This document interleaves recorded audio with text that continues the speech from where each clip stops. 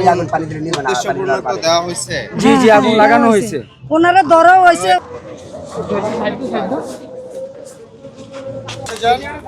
এই যে লার্কি রেপালতে নামতে হবে।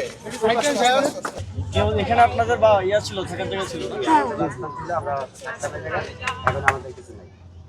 কত বছর ছিলেন বা আমি এই জায়গায় গরু নিয়েছি 2012-তে। আমার এখানে 7টা লোন ছিল, একটা গোডাউন ছিল।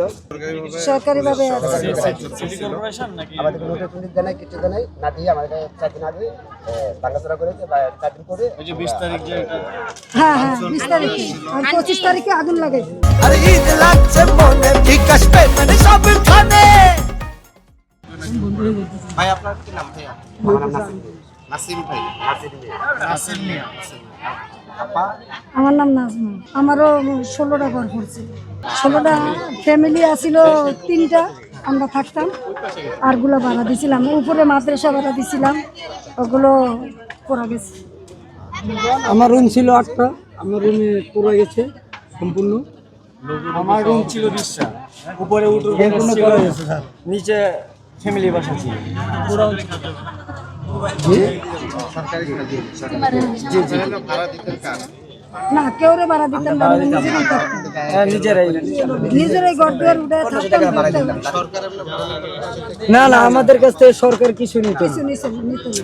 কোনো মাল আমরা বাইর করতে পারিনি, সব মাল পুড়ে গেছে। সবাই পরনের কাপড় যা ছিল ওইটা নিয়ে ওই বাইরে ছিল। কেউ কোনো আগুনটা কিছু তাপ করে মানে আগুন পানি দিলে নিবে। আপনারা মনে করেন কি এটা ওই আগুন পানি দিলে নিবে না, পানি উদ্দেশ্যপূর্ণ তো দেওয়া হয়েছে। জি জি আগুন লাগানো হয়েছে।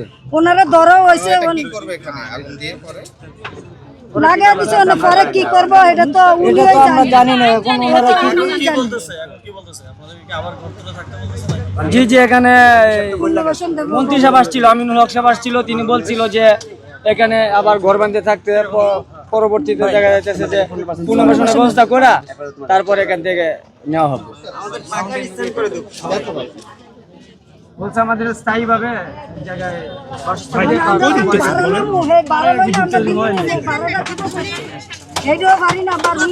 আমাদের থাকার জায়গা নেই।